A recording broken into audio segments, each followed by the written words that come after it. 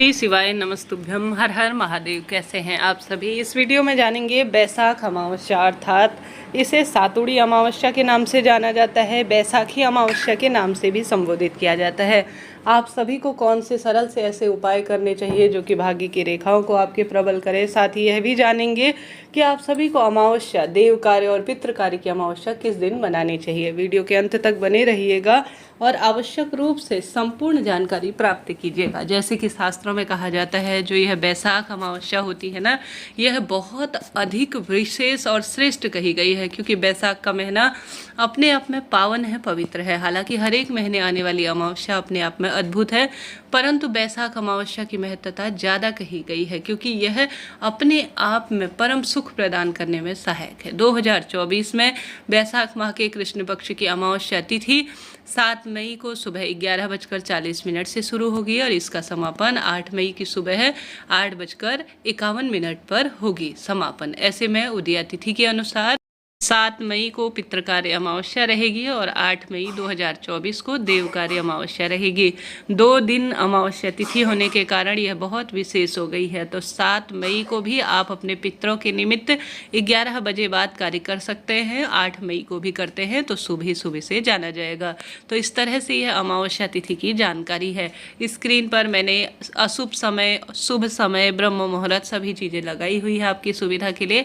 कृपया उस चीज़ को देख लीजिएगा ताकि आपको सुविधा हो। अब बढ़ते हैं उपाय की तरफ। जैसे कि इस अमावस्या को सतुआ अमावस्या के नाम से भी जाना जाता है।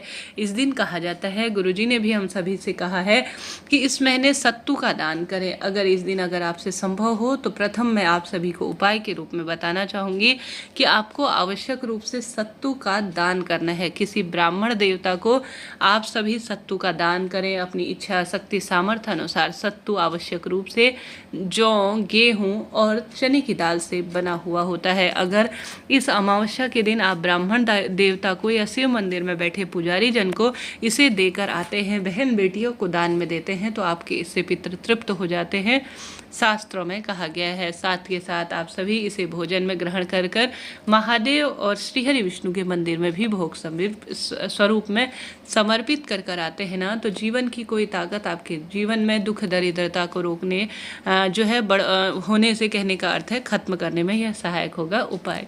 तो प्रथम में तो आपको यह कार्य जरूर से करना है। बढ़ते हैं दूसरे सरल से उपाय की तरफ। जैसा कि आप सभी जानते होंगे, गंगा जल जो कि पितरों को मोक्ष प्रदान करता है और परम सुख प्रदान करने में सहायक होता है।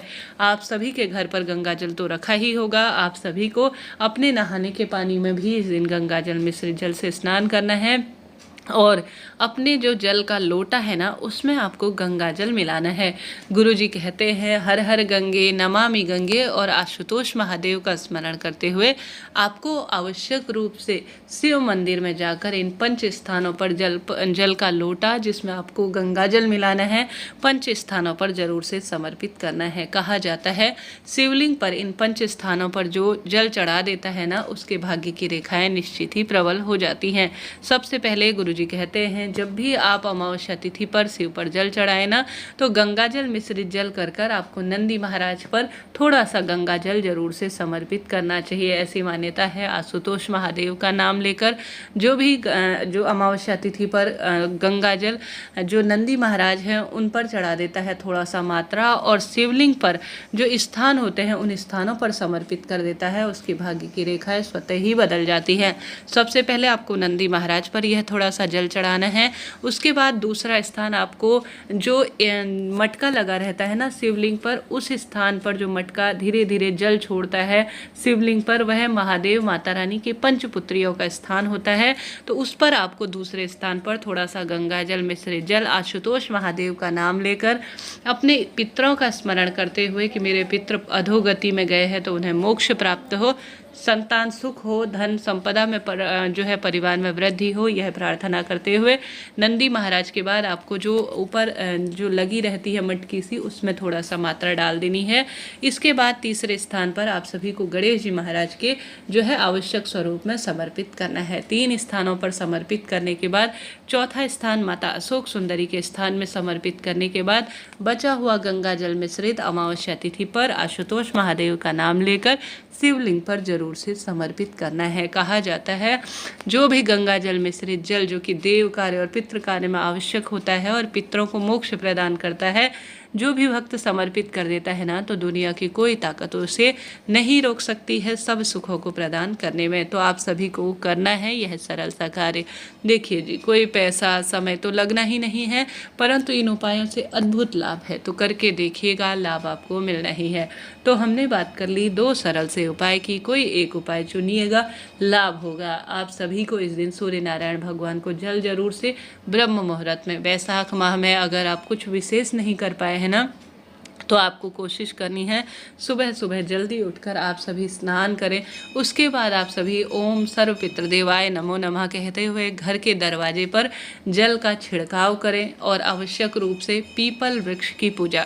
पीपल वृक्ष की पूजा इस महीने भाग्य की रेखाओं को प्रबल करती हैं। आप जानते होंगे, आप सभी को पीपल देवता को आवश्यक रूप से कच्चा दूध जिसमें काले तिल मिलाने हैं, अपने पितरों का स्मरण करते हुए समर्पित करना है। पीपल देवता में श्रीहरि विष्णु का वास है, मेरे महादेव का वास है, देवी लक्ष्मी का वास है और पितृ देवताओं का भी वास होता है। ऐसे में यह कार्य आपको जरूर से करना है। घर आने के बाद आपको शिवलिंग की विधि विधान से पूजा, श्रीहरि विष्णु की विधि विधान से पूजा और आवश्यक रूप से अपने घर के मटके के पास, घर के दरवाजे पर पितरों का स्मरण करते हुए दीपक जरूर से लगाना है। यह बहुत शुभ काम जाना जाता है।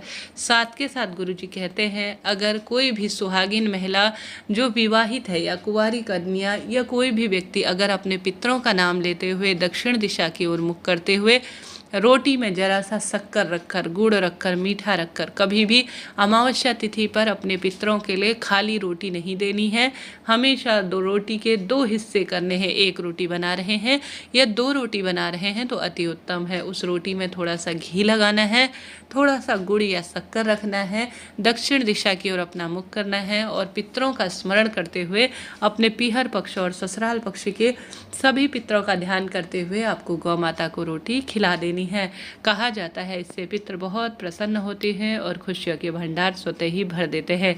तो कोशिश करनी है कि इस जो है परम सुख प्रदान करने वाली अमावस्या के दिन आपको यह कार्य भी जरूर से करना है। इतना भी कर लेंगे तो भी आपके लिए पर्याप्त रहेगा।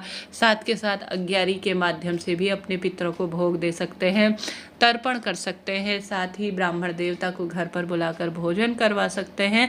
अपनी इच्छा शक्ति सामर्थ्य अनुसार बड़ सींचना, पीपल सींचना और साथ ही इस महीने बेलपत्र वृक्ष को सींचना भाग्य की रेखाओं को प्रबल करता है। तो कोई ना कोई श्रेष्ठतम उपाय इस बैसाख महीने की अमावस्या के दिन करें। अन्नदान, जलदान, भूदान, वस्त्रदान, ठंडे पानी से, मटके के पानी से, मिट्टी के पात्र से शिवलिंग पर जल चढ़ाना परम सुख प्रदान करता है। अभी के लिए इतना ही चैनल पर।